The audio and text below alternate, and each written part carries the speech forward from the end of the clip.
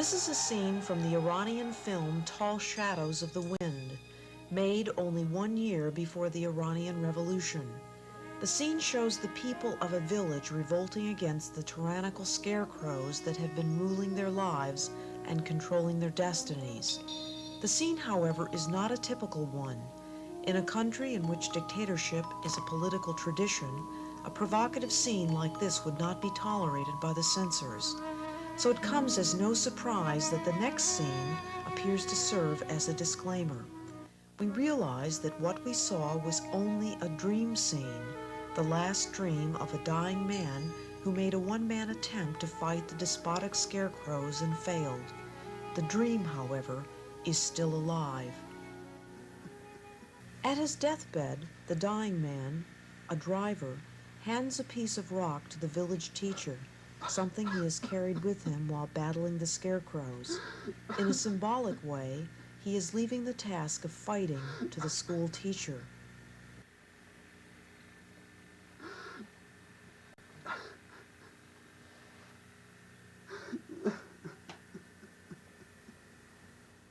In spite of its being a dream, the uprising scene is a symbolically significant one since it accurately reflects the long-standing dream of a nation for a liberating revolution, a dream that has always been betrayed.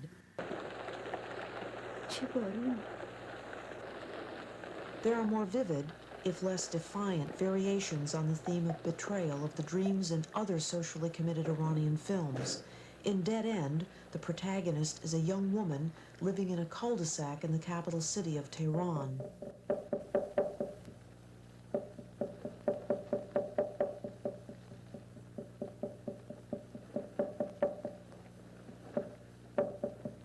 میرم تا زیر بازارچی.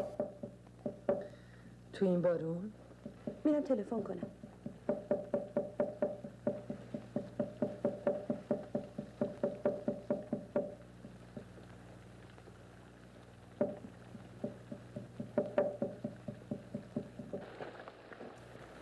Her life begins to change one rainy morning when she finds out she is being watched and followed by a man. This is a traditional custom sometimes practiced by a man who's seriously considering a woman for marriage. For a typical Iranian girl in her situation, marriage could open a door out of a dead-end alley and out of many social dead ends. Here she is, a young adolescent girl living alone with her mother. The brother is away, comes back sometime. She's of a marrying age, and she thinks she's found someone who's interested in her and that marriage will come. یه مردی بود که گاهی وقتا سر کوچه کشیک میداد. مدتی پیداش نبود، اما باز دوباره پیدا شده. صبح که از خونه رفتم بیرون تعقیبم کرد.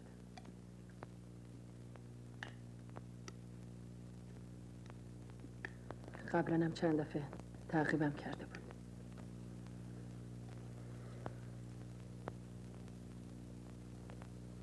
فکر میکنی برای چی این کارو میکنه؟ نمیدونم، ازش خوشم نمیاد.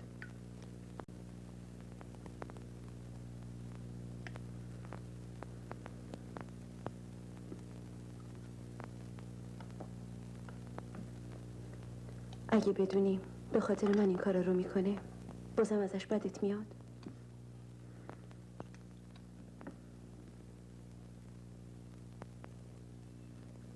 به تو حرفی زده؟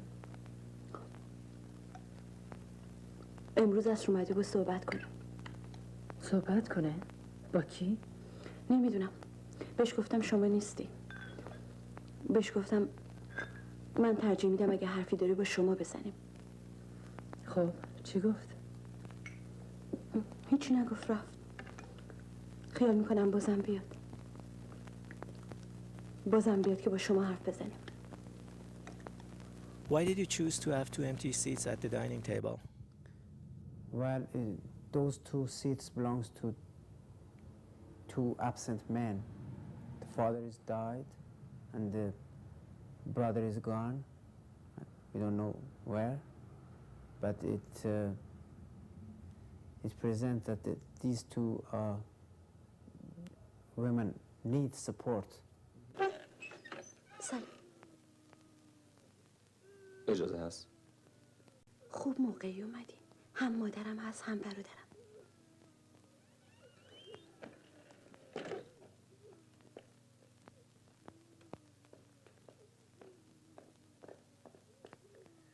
مامان با شما کار دارم. سلام. سلام.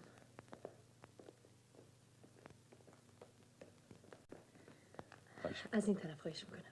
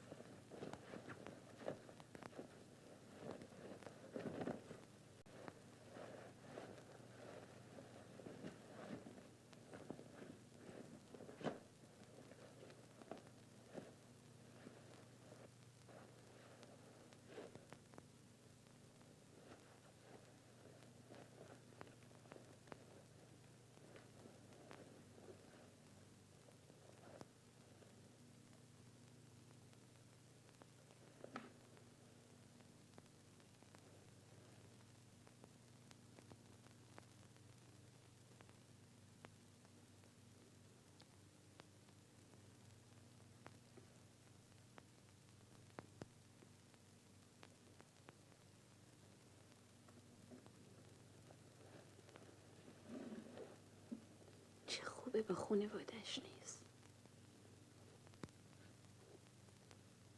خیلی مضحک بود مراسم چای بردن و لبخند الکی به فک و فامیلش تحویل دادن.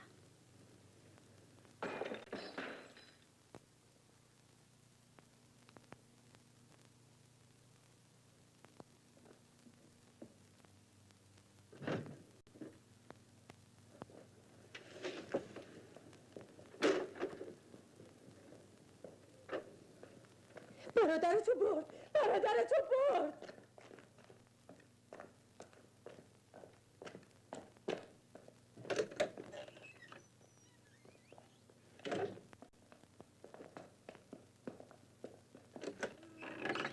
محمد.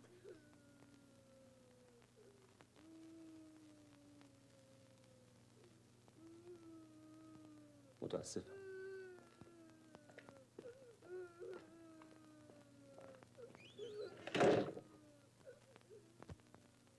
همه لرزش دست و دلم از آن بود که عشق پناهی گردد، پروازی نه گریزگاهی گردد.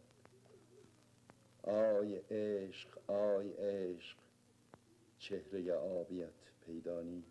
When it finally all unravels, it's terribly downbeat in American terms. He hasn't been her admirer. Yes, I suppose in a sense he has, but nevertheless he's been following her to capture her brother. And the film ends with him, the pursuer, taking the brother away and handcuffed, leaving the girl in tears, in desolation. It's not until towards the end, I suppose partly the slightly menacing appearance of the Slovak agent, that you realize that actually, although she wasn't living in fear, because she was very naive, she should have been. And her greatest mistake was not to have been living in fear. And that's what ended up with her brother being taken away to torture and possibly death. Parvez Syed, the director of Dead End, like many other Iranian filmmakers, has been living in exile since the 1979 revolution, a revolution that brought him his own bitter share of betrayed hopes and shattered dreams. What do you think happens to the girl after the shattering experience she goes through in the film? She gets a little bit experience.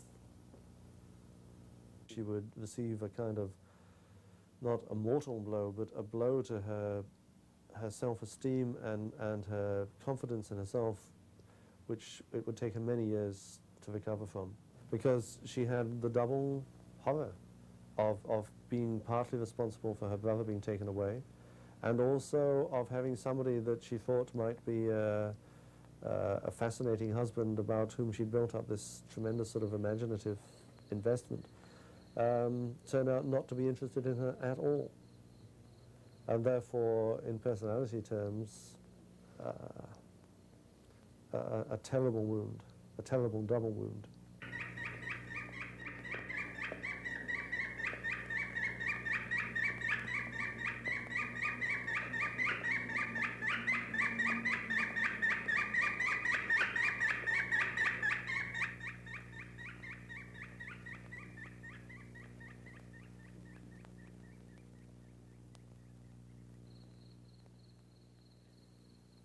Dead End is a beautiful film. Beautiful in every sense that I can think of. Very subtle colors, almost into black and white, because I'm certain that Syed wanted that film to have a gloomy, repressive overall effect, and his use of a street out of which the young girl, the heroine, constantly looks, is at a dead end.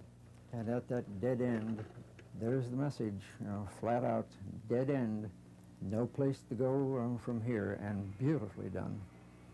These films are making a very heavy allusion to the incredibly destructive effects of having such a system of surveillance widespread from the country, even stretching into tiny villages in the middle of nowhere.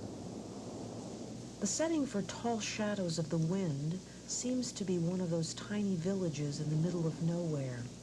In the beginning of the film, we see the inhabitants of the village in a mass ritual, praying that their God send them a liberator, someone to bring them prosperity and justice.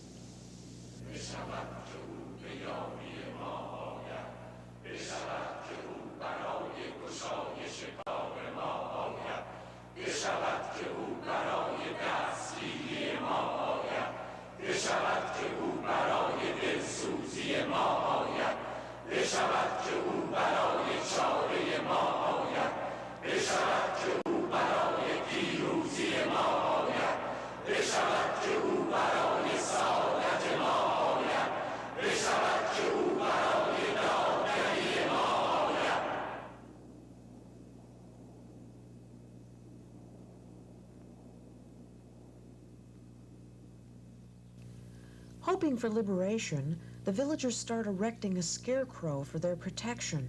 But ironically, the scarecrow soon multiplies itself into a tyrannical army of scarecrows and begins to terrorize the villagers. Yes, we make our own dictators because we can tear them apart if we like. And this is why the title Tall Shadows of the Wind really comes from a sentence that if you know the origin of the wind, you're never afraid of the tall shadows of the wind. And that's what we really are proposing in this particular film, that we make these deities ourselves and they start ruling our lives. And this is why in the film they make a scarecrow for very, very simple economical reasons, not religious reasons, because they want better crop and so on. And that scarecrow eventually starts ruling the village. Now, the fact that it actually happened because we made Khomeini, we made the Shah. And if we always have been having dictators all through our history, there is something inherently wrong with us as people. And this is why I was proposing that we should turn down, start all over again. The all-pervasive sense of fear by a regime of systematic terror, to the point where, with the system of informers under which, with which every terror regime operates, nobody ends up by trusting anybody else. People become incredibly individualized, isolated. They won't talk to their neighbors or their friends or even their closest, their husbands or their mothers, about the experiences they've had. We start at the beginning of the film with a lot of color in the clothing, in the decorations in the rooms and everything. You see very vibrant colors everywhere. And as the fear of the scarecrow gradually grows, we have faded out the colors. I mean, you potentially see the same dress worn by the same woman, but we had 3 shades of it. And in the last 45 minutes of the film, you're practically seeing black and white in color before the revolution sequence, and that's why it shocks. I mean, the red shocks so much, and then immediately after that we go more or less to total black and white in the funeral procession. And one of the objects was, as the fear grows, the color out of our lives goes out, and I just wanted to do this so gradually that it's not a shocking aspect, but eventually it's there.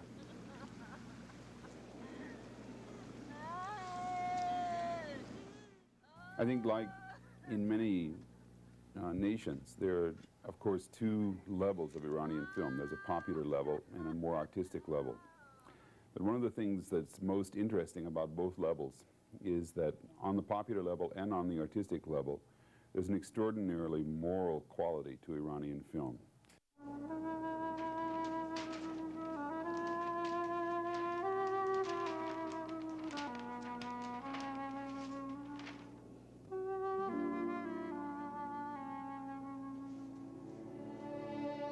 Even when we have films that are rather political in nature, the basic ideals and morality of Iranian life are being pointed up and being emphasized.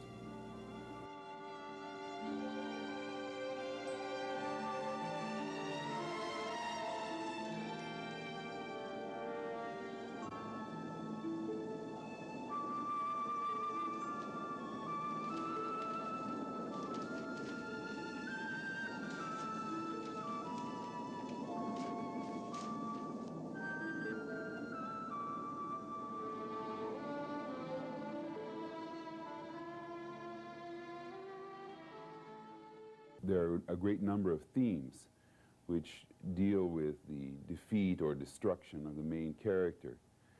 But I think if we examine the Iranian moral universe more carefully, we find that there are many, many examples where what seems to be defeat can actually be a victory as long as it's a moral victory.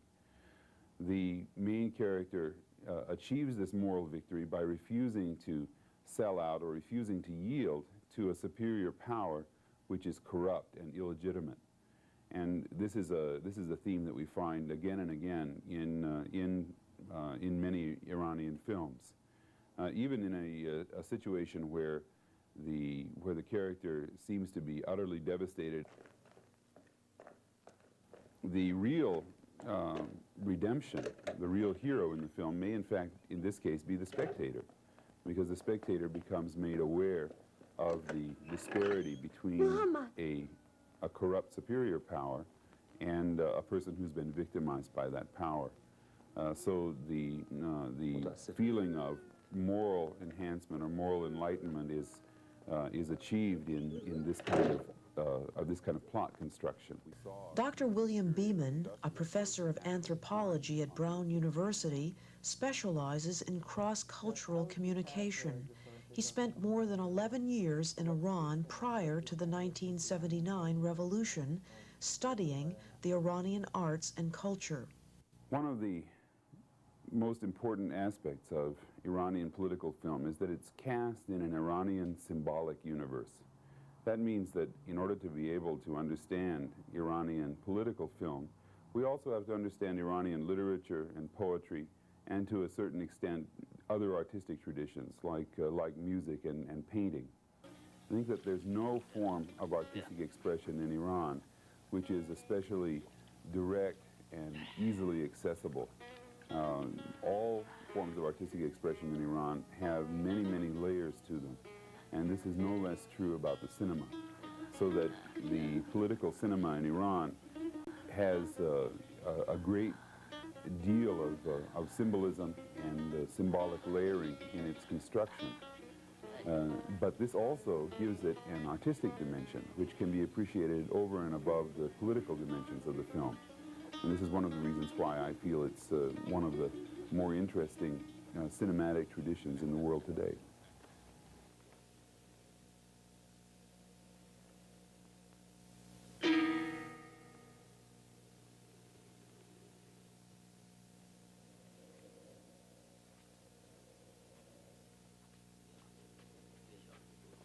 The Cow is the film that started an Iranian film renaissance in the early 70s. It was smuggled out to the Venice Film Festival, where it won tremendous critical acclaim and, for the first time, placed Iran on the international film map.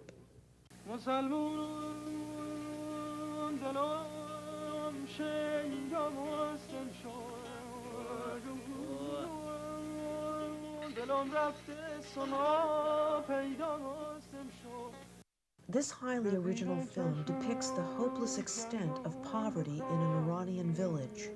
The only cow in the village suddenly dies, and its death deeply affects the collective life of the village.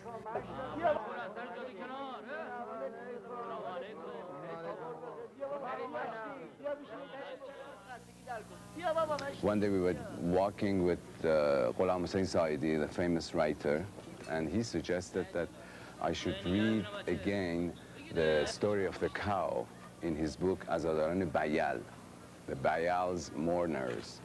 Anyway, I read that and I found a lot of possibilities, potentials in the story, but of course the story was a short story, so we had to develop it.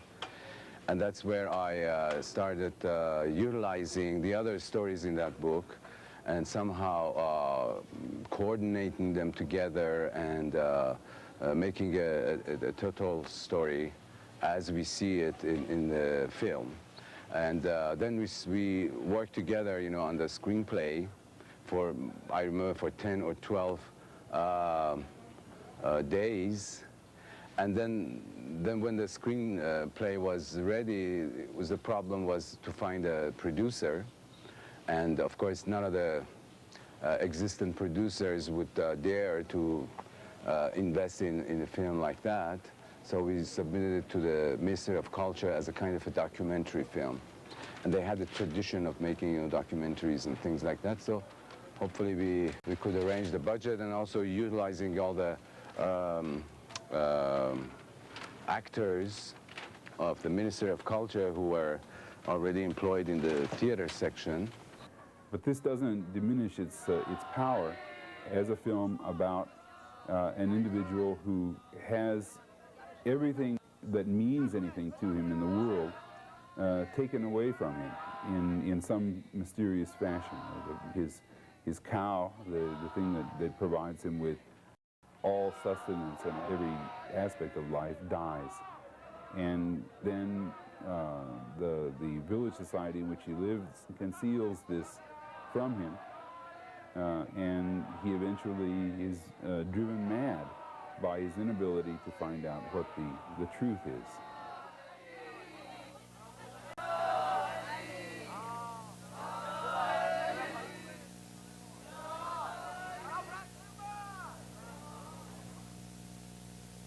The cow dies. We don't know how or why, and I mean, this riddle remains all through the film. But the impact of this death upon the villagers, and particularly on Masht Hasan, is tremendous. So much so that Masht Hasan, out of his love or his attachment to this animal, he gradually undergoes a severe change in his psychological outlook. So much so that he somehow considers himself as a cow. He just identifies himself so much with this animal that he believes that he is the cow himself. This concept of the lover being dissolved or into the object of love, in other words, the synthesis of lover and the beloved, is one of the main concepts of, for instance, Ibn Arabi, when he talks about the metaphysical love, that in this quest that the mystic undergoes, he somehow, out of pure love or out of the richness of his love for the object, he becomes the other. There's something so insane about this character and about his obsession. There's an Aristotelian problem with it. It becomes so pathological that you feel that this is an excessive example of it, and though it does indicate that the narrow margin, how close, these people are to the breaking point.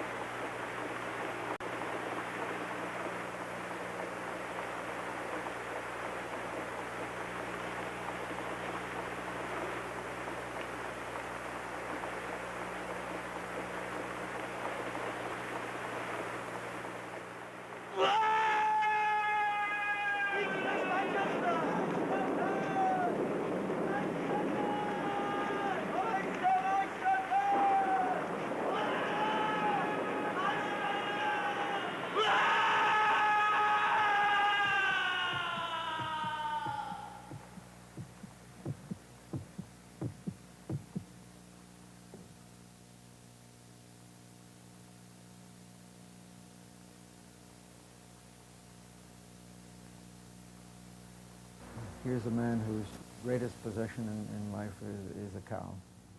When the cow is gone, so to speak, his life is gone. The film is actually is the love of a man for another being, which happens now to be a cow. And she's also pregnant and giving milk to the villagers, and the village is also very poor because they have only one cow. If you are familiar with Iranian Islamic philosophy of mysticism especially, some of their ideas are incorporated. I showed the cow to my film class along with another Bolivian film, Blood of the Condor, because both of them, it seemed to me, were classics of the mid-60s, and therefore classics of the present wave of new filmmaking which is taking place in the Third World. Both of them give a very strong sense for immediate realities in an impoverished village in the Third World. I should say I also chose the cow because when I was giving that version of the film course, I began the course by trying to focus on images of the Third World in the United States. And at that stage particularly, the image of Iran was one of the clearest in people's minds, the whole barrage of hostile propaganda which circulated within this country. And therefore it struck me as being a good thing to say, well, okay, let's look at how Iranians define Iran rather than simply how the American networks do it. What the film did, or would do for any audience, which is alert to issues beyond their immediate backyard, is that it showed the humanity and sensitivity of the villagers in trying to deal with this case of psychiatric breakdown. And that was a very different image, which was important for me to show, a very different image of Iranians from the one presented on the network, which showed them as perpetual chanting fanatics. And I think it was an illumination to the students. I also had to point out that this was oil-rich Iran that was being portrayed. I think that anybody showing that film would probably have to emphasize that point and bring it out. One reason that the film actually was censored, was confiscated for about a year and a half or 2 years, was particularly because of that.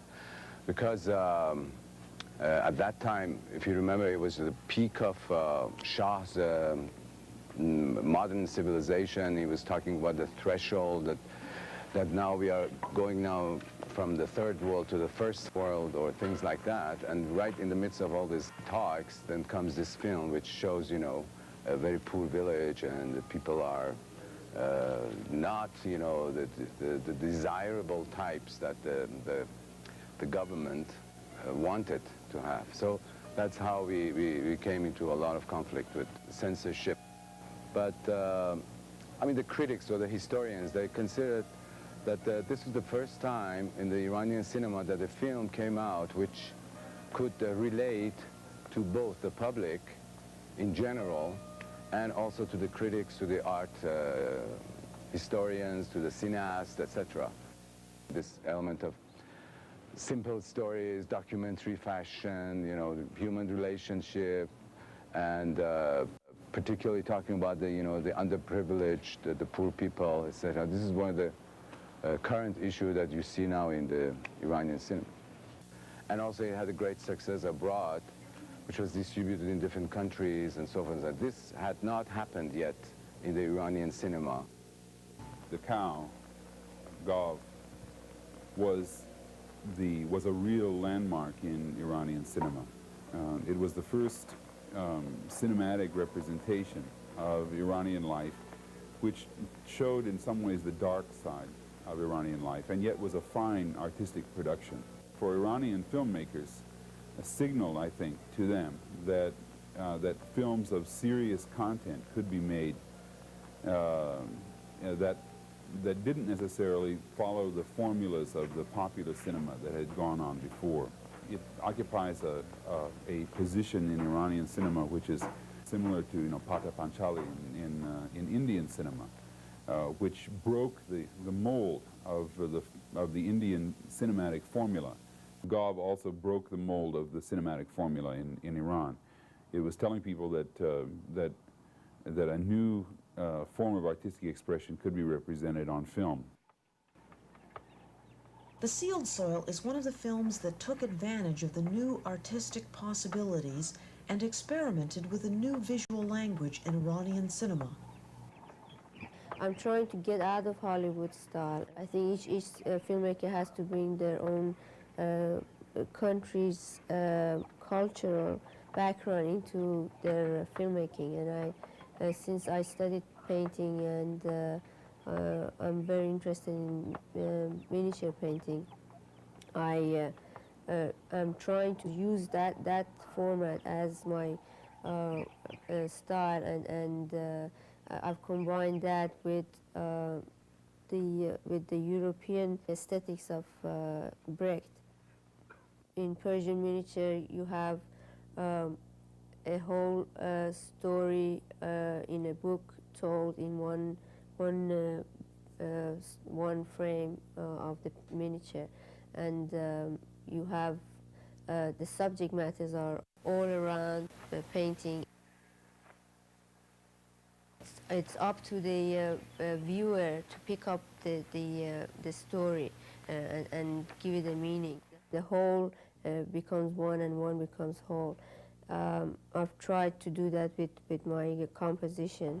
I feel that you don't have to have close-ups to accentuate in what you're trying to say. You could do it in by other means, like recurrent of motifs, or in other words, the action recurring again. I think audiences would tend to find that a little too pace too deliberate, and the development of the character. Also, we're brought up by movie conventions. You know, you have a quick cut, and you get psychological development every shot. You know, and everything that way. And this doesn't operate on the psychological level at all.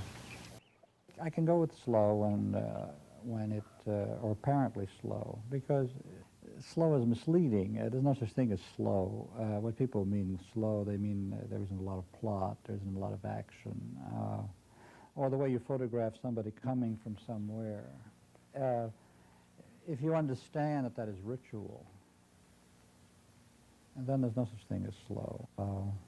If you understand the formal structure of something is painterly or ritualistic, then the slowness, you understand it. But if you don't understand what's going on, you just think this person just wants to waste time showing somebody walking. I mean, the idea that if you don't get the meaning that comes out of watching every step.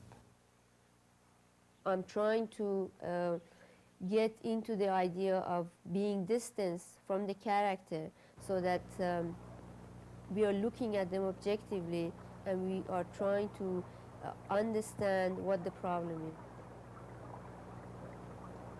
A Sealed Soil is the story of a young village woman under pressure to conform to the rigid norms of a communal life.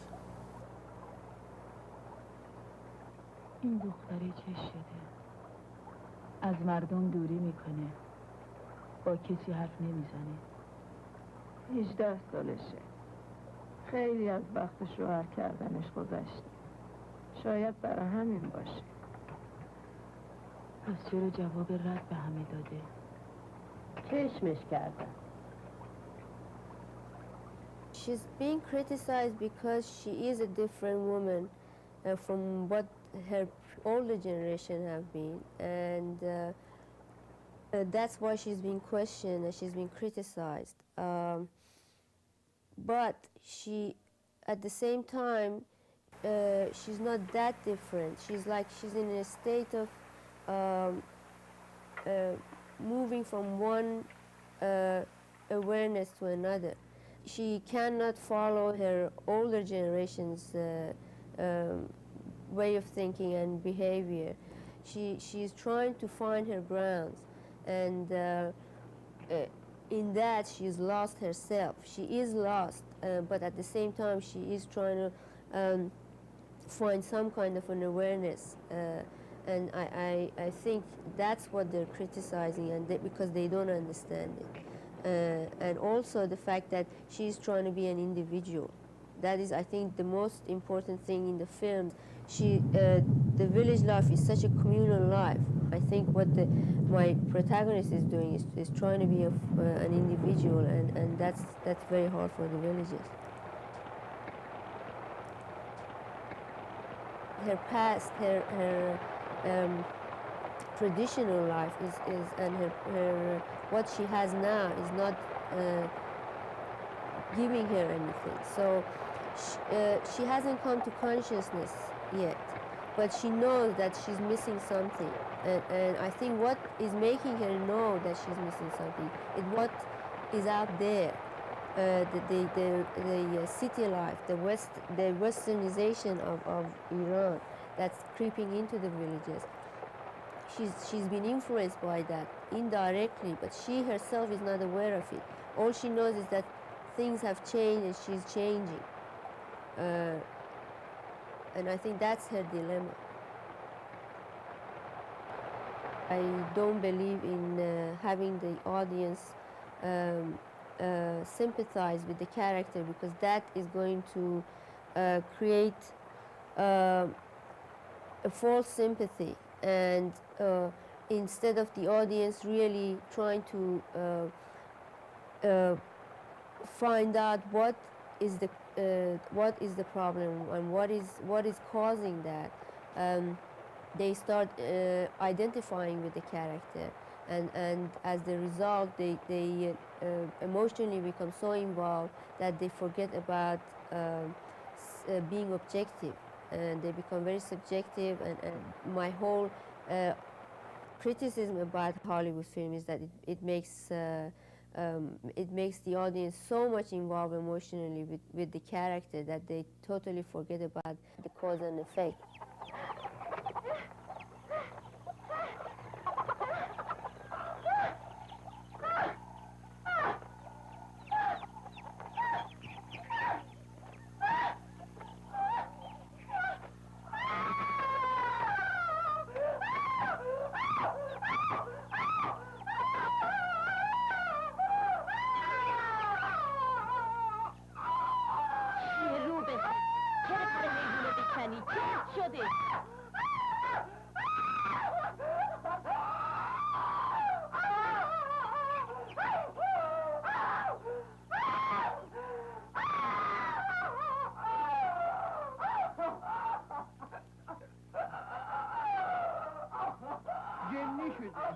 نه چیزیش نیست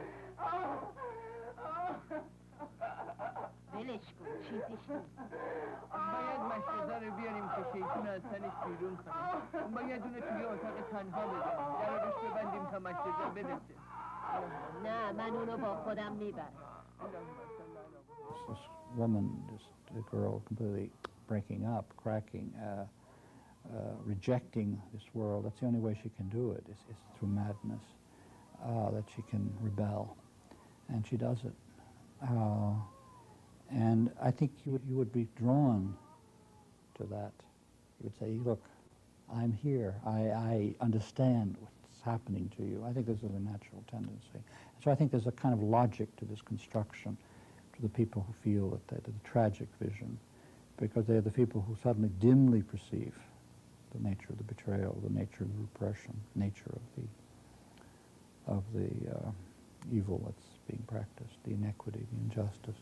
I was trying to show the repression of women in Iran, and but underneath that was another repression, which was the people's repression. The trouble is that what happens is there's a conservative tendency in communities, and they have a different view. You know, that community, let's say that story is absolutely true, with a woman who goes crazy, doesn't want to follow the traditional practice, doesn't want to be turned over like a piece of farm equipment. They'll say, oh, she's crazy, oh, she's, you know, which is reflected there. But most of the audience is looking at it says, oh, she's crazy, doesn't understand.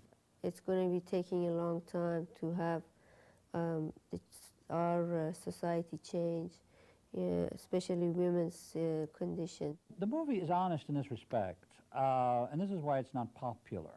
I think the reason audiences would not go for it, even audiences, even people who feel, you know, women are, you know, not treated well, and they would want her to fight more, to come to understand what it is that's happening to her. But the artist here is too honest to let this person give you the big dramatic scene, the big Paul Newman scene. Ah, I understand, and this is how we do it. You know, this is what audiences want. They want the big hero or heroine to rise up and make a big speech or make a big gesture or something that the audience can identify with. Yes, I can control my destiny. The trouble here is where the pessimism comes in. This woman cannot do that. She hasn't been educated, she hasn't been trained. It's impossible for her to find the words to express. She can only do it most inarticulate, primal way, deep inside her. And that's honest, but nobody wants to see that. In other words, it's saying you're trapped, there's nothing you can do. This is the only way you can express it through pathology. People don't want to hear that. But that's rather depressing. A film that shows the misery of a family or a village is not necessarily a pessimistic film, but it is to make the audience to see why they are unhappy and try to do something about it. A village life is extremely vocal. It's extremely with a lot of expressions. I try to oppress all that because I was trying to bring in something which I'm trying to say, that oppression always brings in silence, and I was trying to show that through their silence and through their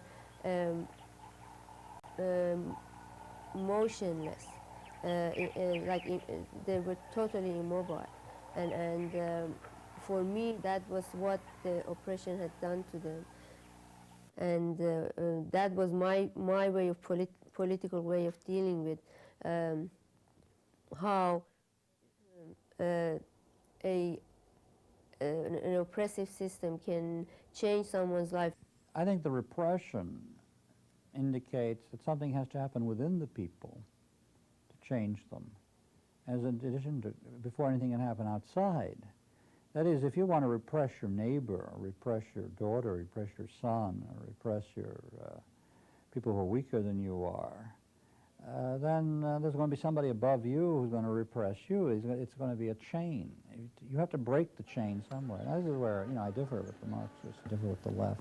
I believe the change has to come from within. I think the change people have to change right from within the circle. If we become more loving of our families, become more understanding of people around us, try to understand people around us, and work out, we may achieve some kind of change. But if we just make the change, all we do is what we've been doing for the past few thousand years, been substituting generally one tyranny for another. I mean, you can say this tyranny is better than that tyranny, but it's still tyranny. To break it completely, you have to genuinely believe in understanding the other person's existence, accepting another person's existence, another person's point of view, the other person's right to express themselves and so on. And I think, if you follow a very tight, patriarchal, rigid, community life, that's going to reflect it ultimately at the top. Andrew Saris could very well be talking about Arsalan Sassani's Bamboo Fence, which is, in spite of its surface value as a children's film, also a film about repression. The central character of this featurette is a small boy who separates a puppy from its mother and then, against his father's wish, desperately tries to keep the puppy.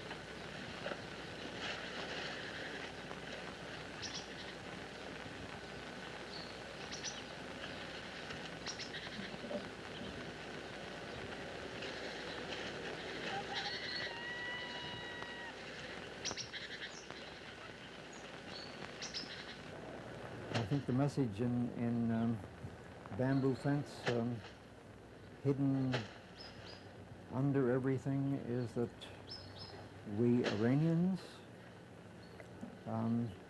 are constantly confined. We confine ourselves. The bamboo fences that one sees so frequently. I don't think the message is saying that somebody else is confining us. I think it's saying that deep within us, we confine ourselves, and the father, who is so strong and appears to Western eyes to be so brutal to the child, slapping the child and taking the child's dog away. I know that a dog means something different in Iran from what it does in the United States, but to my eyes, he's a very brutal father. I think the message there, intended or not, says Iran wants strong leaders, in this case a father. Iran wants strong father figures, and Iran has always had strong father figures.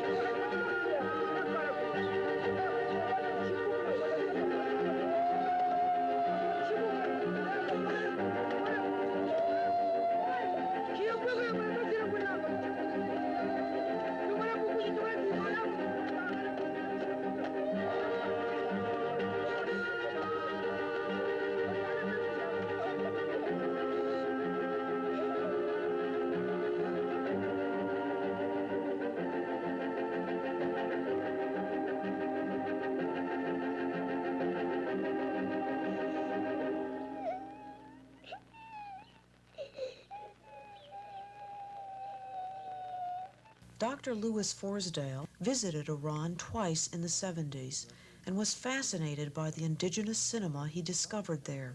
The quality of the films, their beauty, the photography was simply superb. Everything about them was something that was totally unexpected to me. A good example is The Bamboo Fence. A short film, the story of a young boy who's forever, within boundaries, within fences that he can't seem to break loose from, dominated by a father who appears to a Western eye to be extremely harsh. My heart goes out to the little kid. The man is surrounded by his own problems. His problem is, it's much bigger that, for instance, the problem why the son doesn't go to school. No. You see the man, the time that he punishes the boy, you see the man, he spread the net, on the surface of the sea, but he doesn't get anything. He doesn't get anything. And he's so frustrated. And meanwhile, he's informed that his son didn't attend school. No, he's not mad because why his son didn't attend school. He's mad because he doesn't have anything to live with.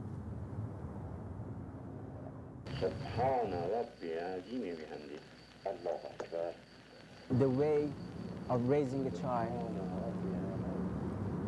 in a country like Iran, or better to say, a third world country, is absolutely different. That's because of poverty. It's because of the simplest thing that you should have in your life, but you don't have it. I remember my father used to hit me by hammer. By what? Hammer.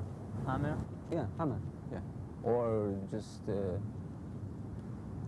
that was because my father has the same problem that this man has.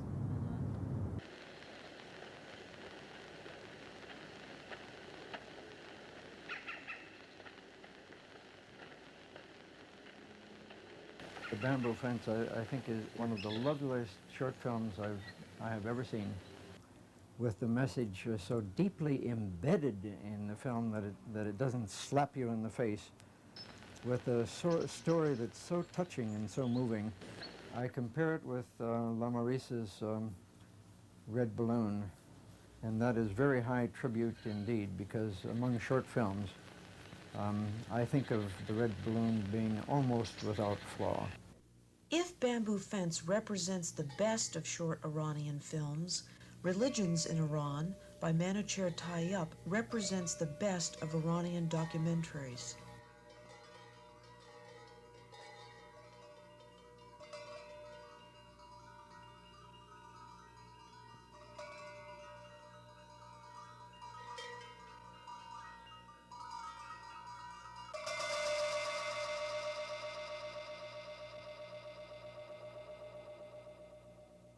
Religions in Iran compares and at times contrasts the religious rituals of 4 of the state-sanctioned religions in Iran under the Shah: Islam,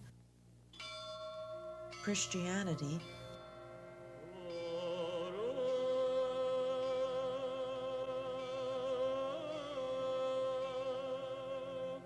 Judaism,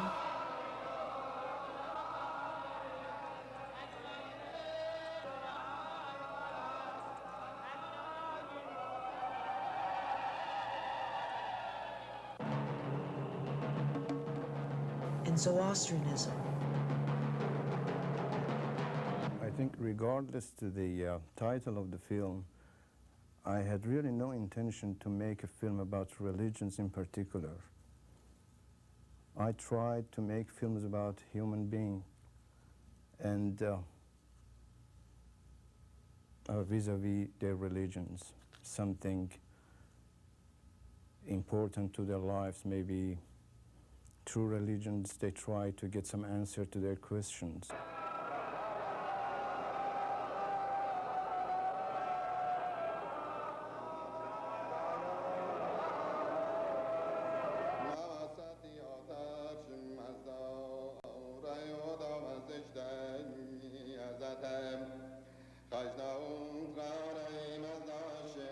I really didn't want to make a documentary about different religious groups or sects.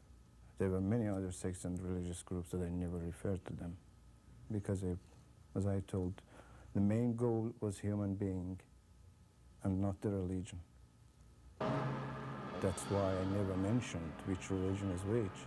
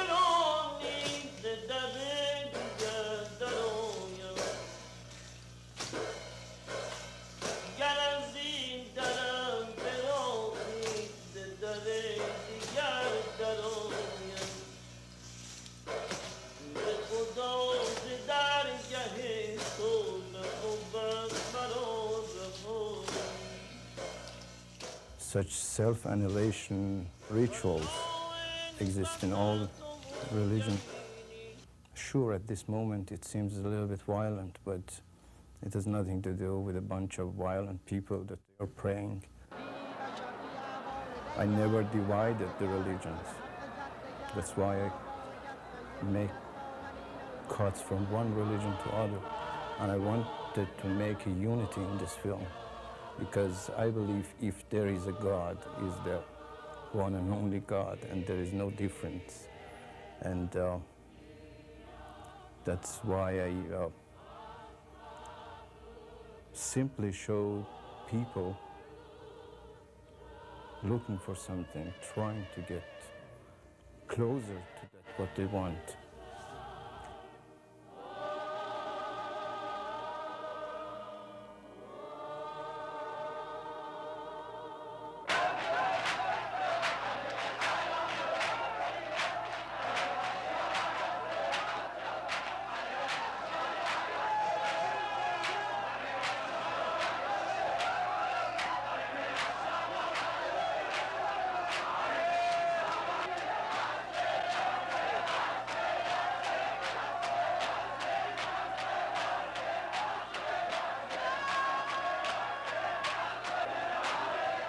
Sure, I wanted to show the violence, but not violence in a particular religion. It's the expression of human being. We can't control them.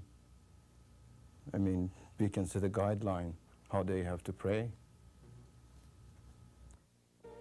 What makes religions in Iran aesthetically distinct is a constantly moving camera that always seems to be trying to reach out for something. In effect, the camera itself turns into a pilgrim in a shrine. My camera is a part of me.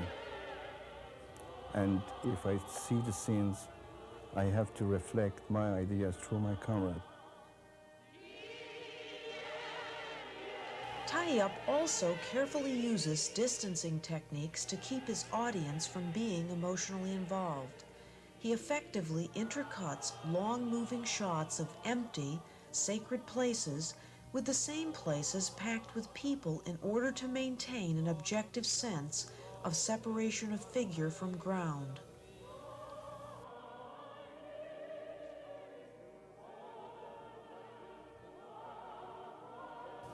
I didn't want to get involved with emotionally involved with the whole action.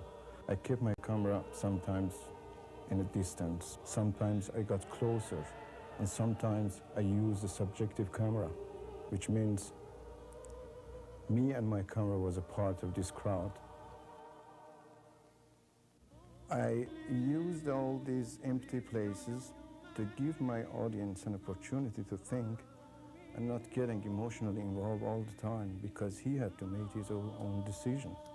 You know, that's why I used these very slow camera movements in empty places like churches and mosques.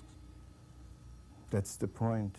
I really wanted to give him an opportunity to think.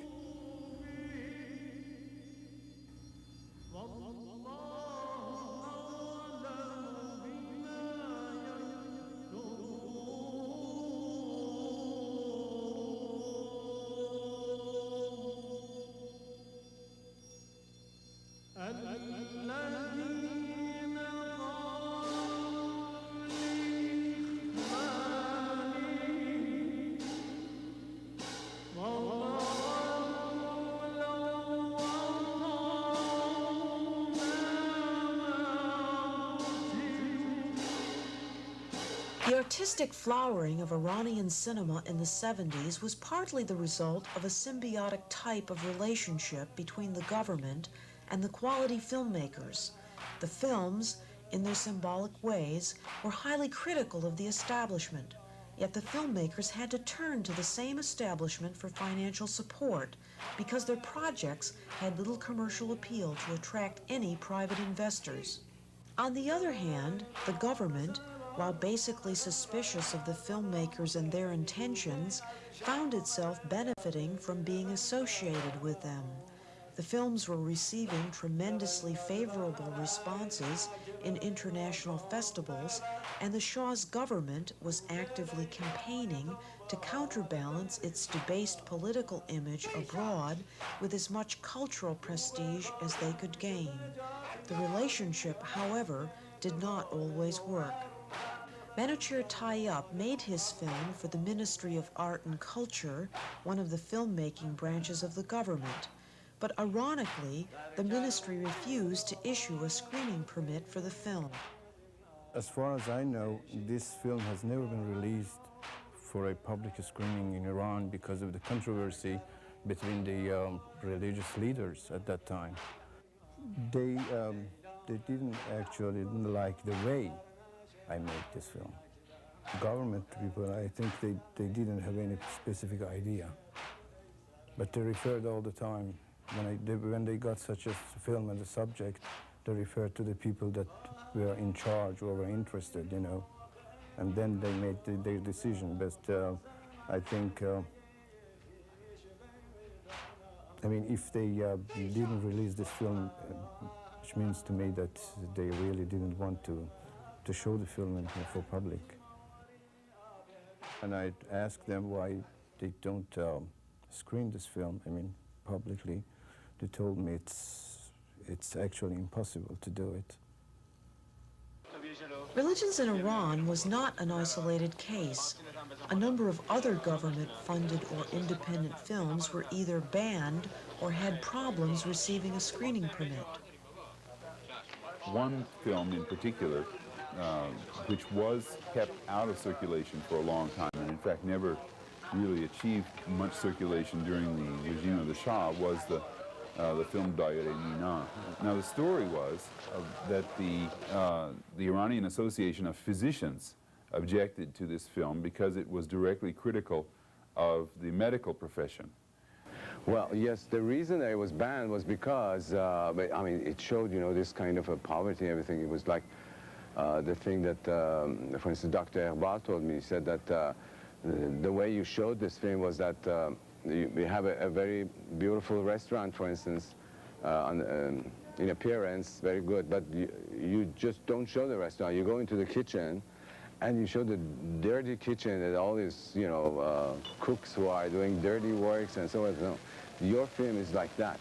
It does not show, you know, this modern, glamorous, you know, industrial country which they wished to show. So that's why they banned it, and it was banned again. The longest ban was on that film for 3.5 years. They paralyzed me because they wouldn't also allow me to make other films. All my projects would be refused. حالش به هم خورد. چی شد؟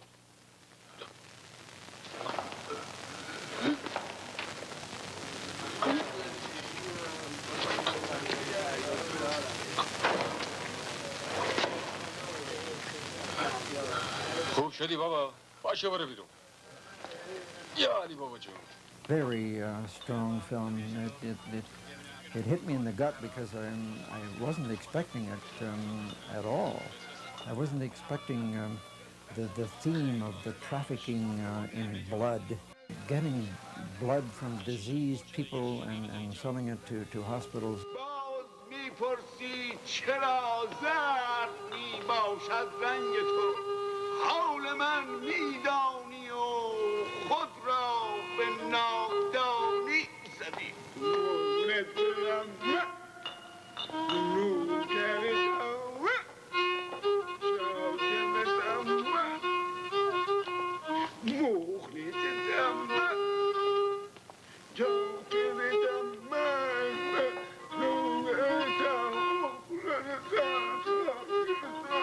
بشین بابا کتم داره بدش من خیلی خب حالا بشین چی هسته؟ این خون نداره بابا همین نیم ساعت پیش خون داده دیروز داده پیروز داده هر روز داره خون میده 6 جای دیگه میره خون میده نداره بابا مشتری خودمونه بذار بیاد جون حسین ول کن دیگه آخه خون نداره بابا چی شدی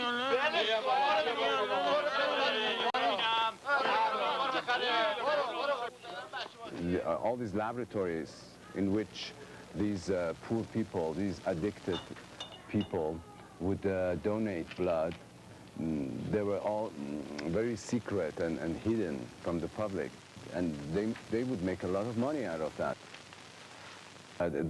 The things that I showed in the film was actually came from the reality, and even the locations that I used were the original locations. The Psycho is very overt in its protest. It happens to protest blood exchanges which become contaminated and patients die and there are payoffs involved and that sort of thing. It's a very bitter, very direct film. It's directed at an entire system.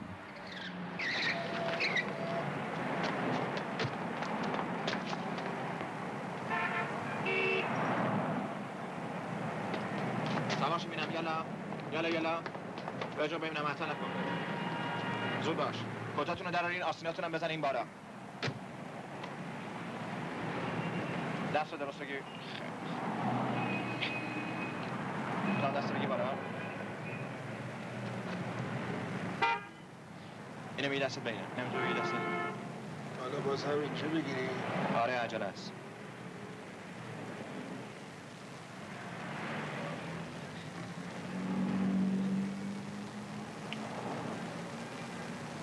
واسه نخورتون باشین جاتم راحت تری بذار اینم باز این آقا سامری کارش گیر کرد بعد مدتی فرستاد دنبال ما جوش نزن خونت کثیف میشه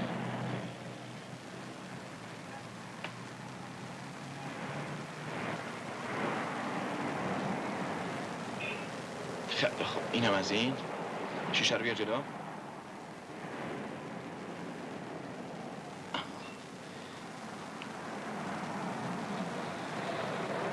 حسین را بیا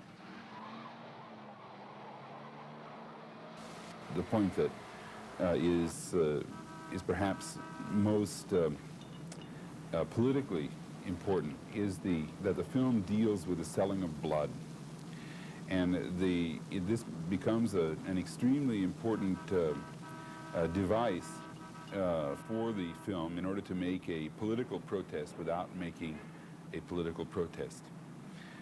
We have individuals, downtrodden individuals, people from villages, drug addicts, and other individuals who are selling their blood in order to just simply survive.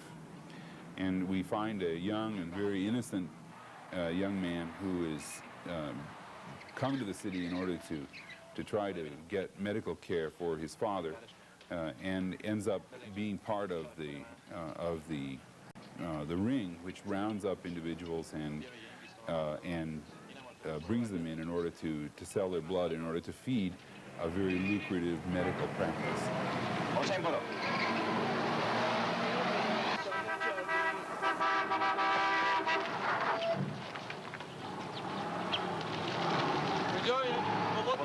بابات مرده کجا میری علی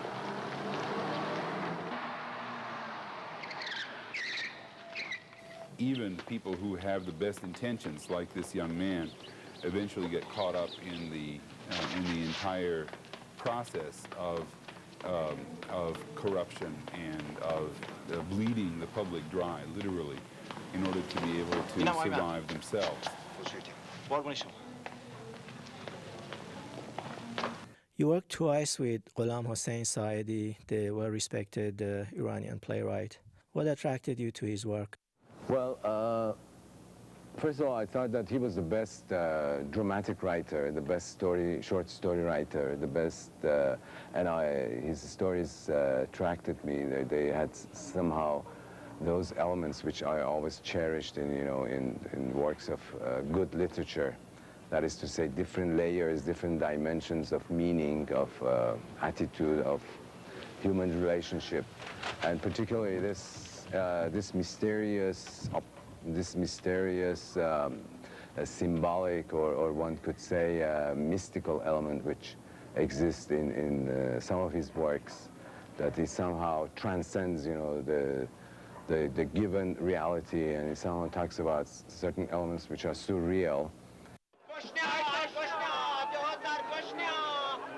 And also the fact that he had a very critical, vivid critical vision in regard to the reality which existed around him, and he was tremendously involved, with the poor people, with all these conflicts, these issues, the political issues.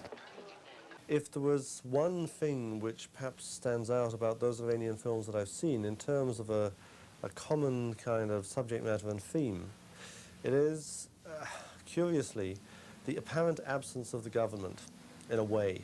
It's probably a wish thing of a great many intellectuals that the government would disappear and that the people would emerge, would somehow follow their own instincts. There's a kind of low-key, anarchic spirit, I think, there. And I think they've moved into areas where they don't have to deal with the present. I think the absence of the government in films from a very repressive society indicate a desire, possibly, to escape from that. And instead what you have are people who apparently are sort of living without any external authority in their lives, which I imagine is kind of omitted because it'd be almost impossible to treat, but who, on an individual basis, seem to be cutting each other up.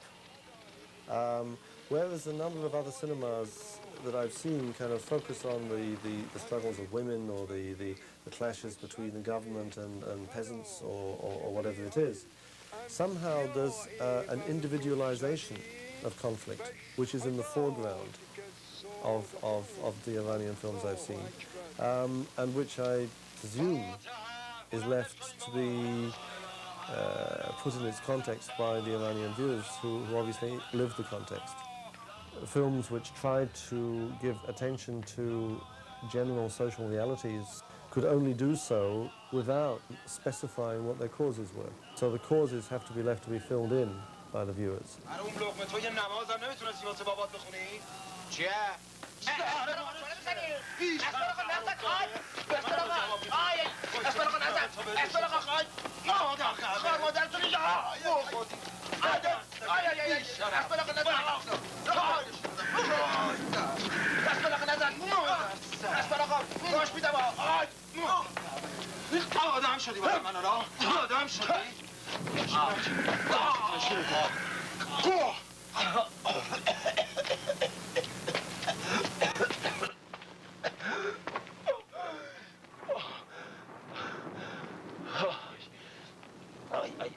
I'm reminded in a funny kind of way of some Eastern European films, some of the Czech films in the early 60s and so on, which again paid attention to a variety of things which were going on. And even to do that was highly unpopular with the Czech authorities, because they had a vision of Czechoslovakia as being, one of the best places in the world to live in, where problems were basically solved. If they weren't solved, would be solved next year. And there's a certain kind of reminiscence there for me.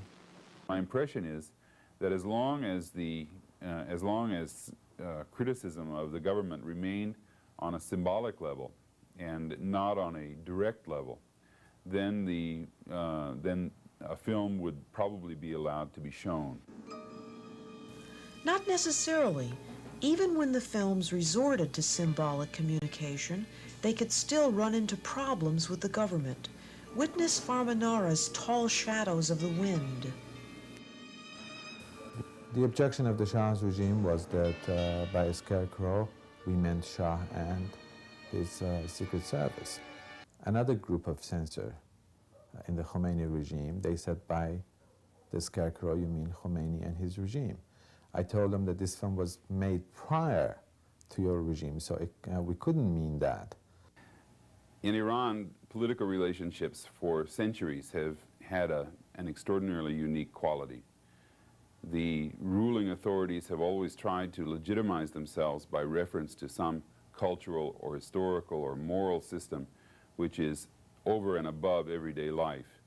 During the Shah's regime, the Shah tried to associate his regime with the pre-Islamic empires and with the institution of the monarchy down through history, and staged a number of symbolic celebrations in order to emphasize this. Under the regime of the Ayatollah Khomeini, we have reference to the legitimacy of Islam as a system.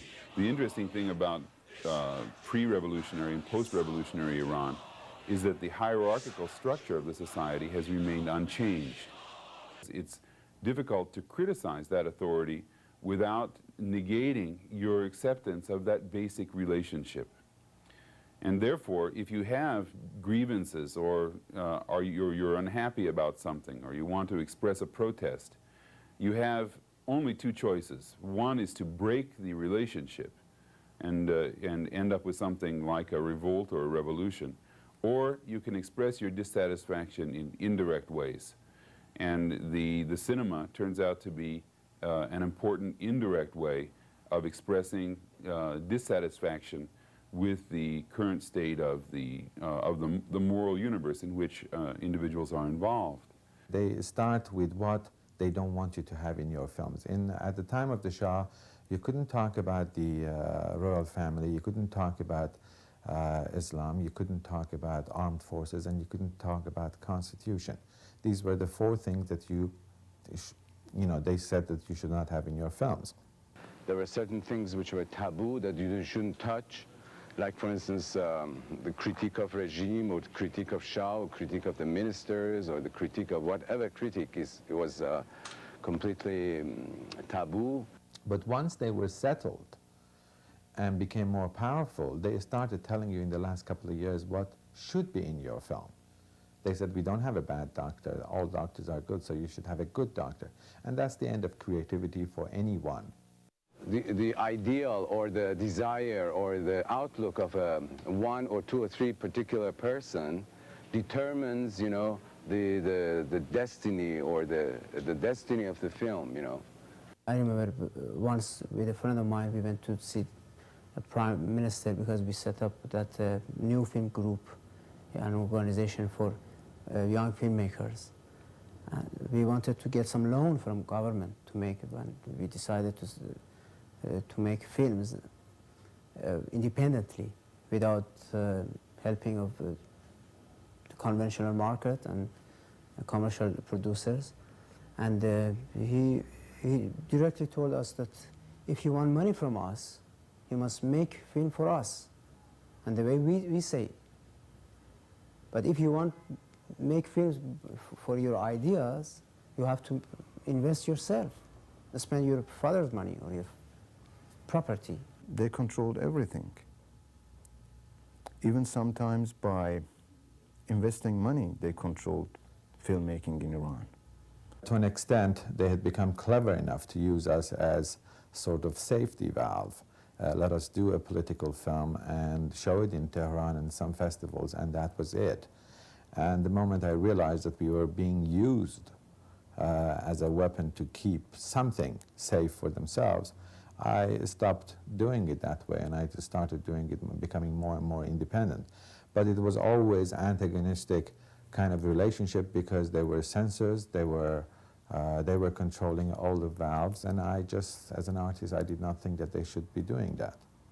The relationship between Iranian filmmakers and the Iranian government was a highly ambiguous relationship. And I think what it really shows more than anything is that the Iranian government itself was not monolithic. On the one hand, we had certain areas of government that were not interested in having political expression be especially free or direct. Certainly were not interested in supporting anything which would turn back on government and promote criticism. And yet, on the other hand, we had other areas of government which were interested in fostering artistic expression. Sure, they helped. I mean, if you are talking about restrictions, if you are talking about control, it doesn't mean that they had the whole nation in their hands. They had to. They had to do something for the country and for the culture of the country. And sometimes they use all these things as a propagandistic, to show themselves. It is a matter of pride oftentimes for governments to support some kind of indigenous cinema. Iran, I think, did that beautifully, at least the period that I know about, where much of the funding for films came from government sources. Interestingly, many of the films that were made under government funding had within them buried, covert, what I would read as subversive messages. But I guess the government censors weren't reading in the same way that I was reading, because they were being financed by the government and shown by the government. Very often you have films that seem to be politically daring and courageous, and then when you analyze the situation, you find either they are what Carlos Fuentes said is a margin of dissent, you know, like 10%, like the government will tolerate this kind of, every regime, even the most repressive regimes will tolerate a certain amount of dissent, a certain amount of, in film anyway, a certain amount of criticism. Or else they're films made in exile, so to speak, or underground. Underground films are very hard to make. It's very hard to have the cinematic equivalent of Samit Sats. So I think political filmmaker, the filmmaker who wishes to say something political, although you can say, I would say that every film is political, no matter how vacuous or anything. If it says nothing, that is a political statement. That means that we're not going to say anything. So everything is political. I would say that the political filmmaker has to walk a tightrope, and I think we have to analyze the nature of that tightrope. We come back to the question of censorship and the political regime, that only indirect statements can be made anyway, and therefore that, I suspect, tended to force an additional recourse to symbolic communication. Under a totalitarian regime, usually, it happens because you haven't the opportunity to talk directly, and you try to find some way to express yourself. And this symbolism is actually the best way.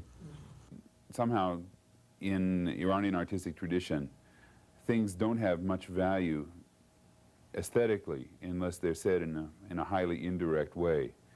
There's something about the artistic tradition in Iran which makes it necessary for the person who is approaching some artistic form to do some work himself in order to be able to discern the meaning. What's interesting is the level of irony which a filmmaker can operate in, the level of allegory. One interesting thing is in Spain, the Spanish filmmakers during the Franco regime developed, including Buñuel, Viridiana, developed a very elaborate allegorical, symbolic subtext, I guess like science fiction writers did in America during the McCarthy era, that, you know, one thing represented another. And so you had this very elaborate subterfuge.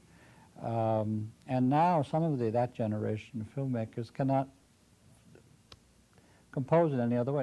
The worst thing that could happen under such circumstances is the auto-censorship, which happens usually in countries, in societies ruled by totalitarian governments. It's must, I mean,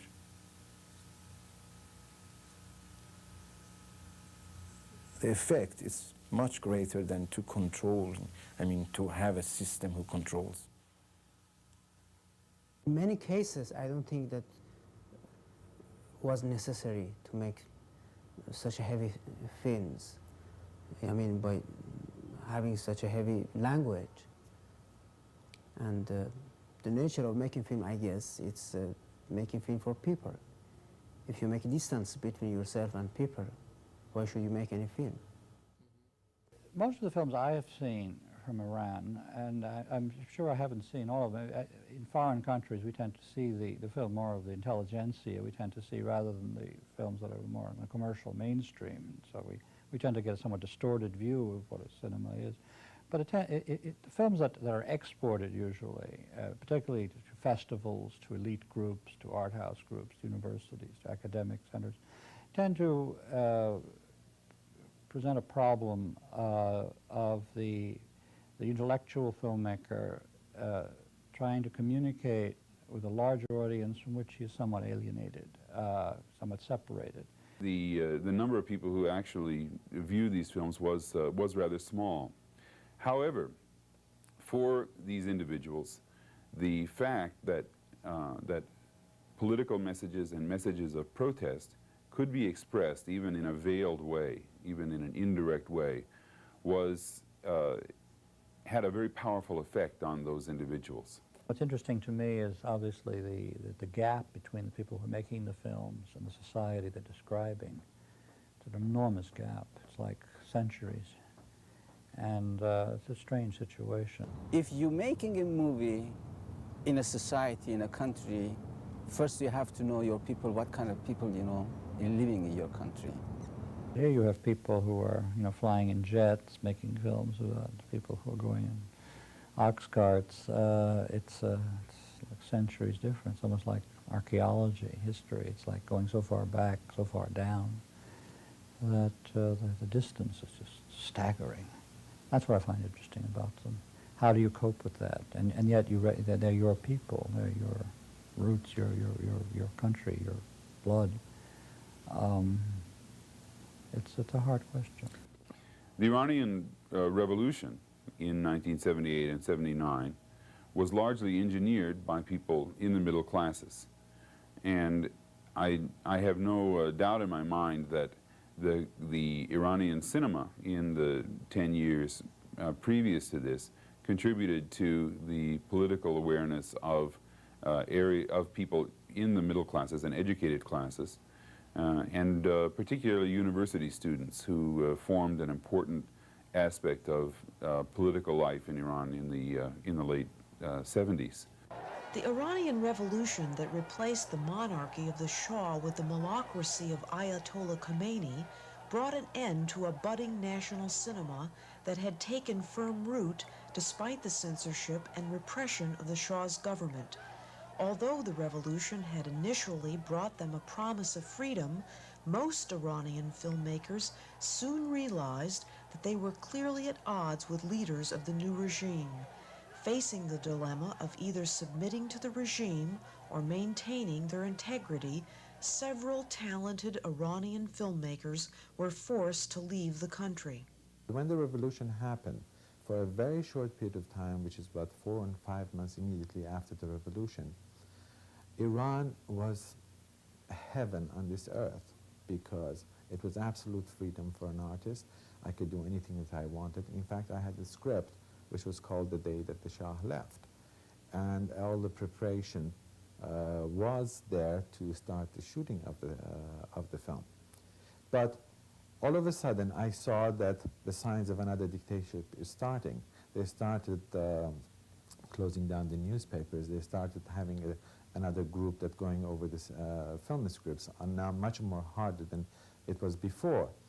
And by some very strange, I mean, it was this very strange feeling that now that I had experienced that beautiful 5 months, the repression again was just so stifling as an artist that I just could not stand it. Why did you leave the country? Well, because I lost my job I couldn't make any film. I couldn't open my theater. So why should I be there? But anyway, if I would be there, I had to do something because people, I was working with them for a long time, they expected me to work.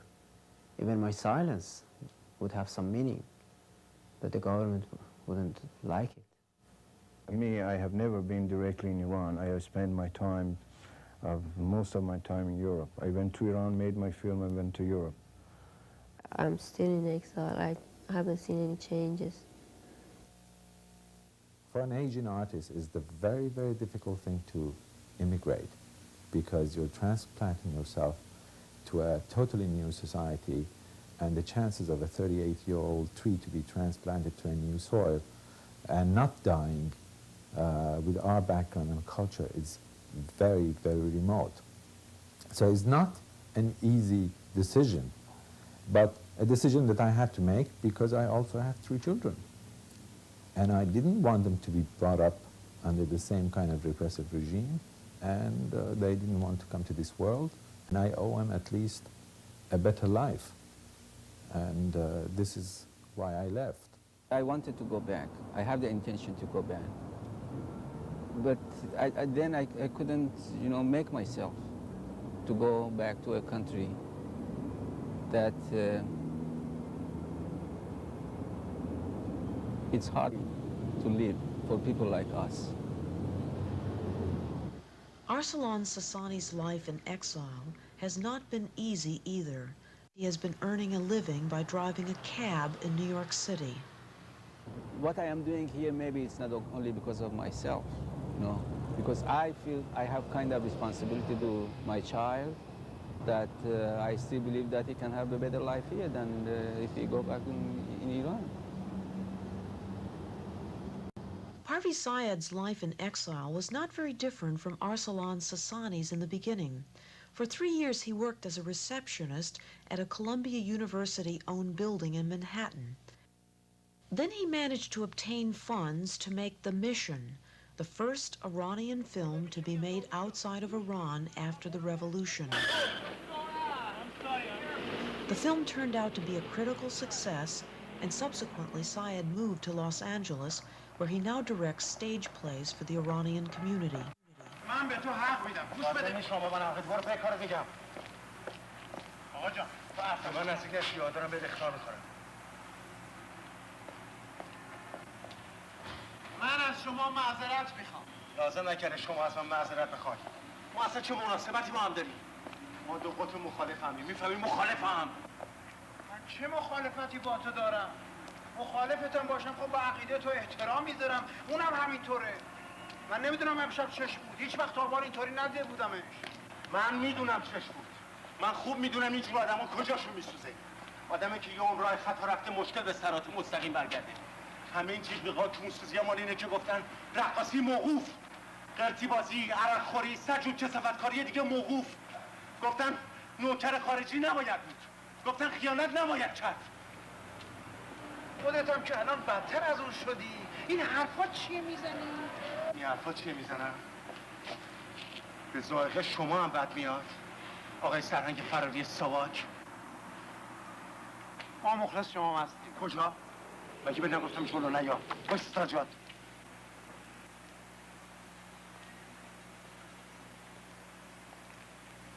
How has been your life in exile? Miserable.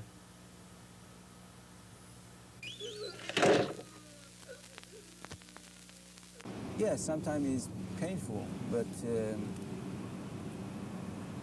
when you realize the reality and the way that it is, so you just you give up.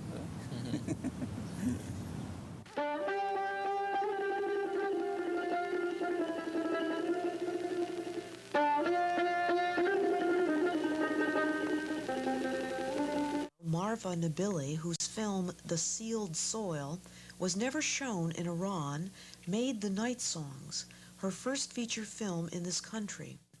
You see, you're building up too late. This is too late. You're seeing someone dying.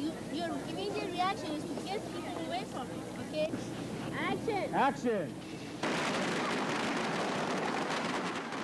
The film that was financed by PBS's American Playhouse is the story of a Vietnamese girl who experiences an identity crisis in New York's Chinatown. Maybe eventually the exile thing disappears. The artist ceases to be in exile, becomes hyphenated, becomes part of it begins to operate away from a subculture, moves into the mainstream culture. I don't know. I don't know what I would say. I think he has to use his own instincts. It's very difficult to survive. He has my sympathy. I think, you know, for me, if I were to suddenly find myself in another country, forced to be in another country with a different language, with people who don't have my... I don't know how I'd function. I don't know what I would do.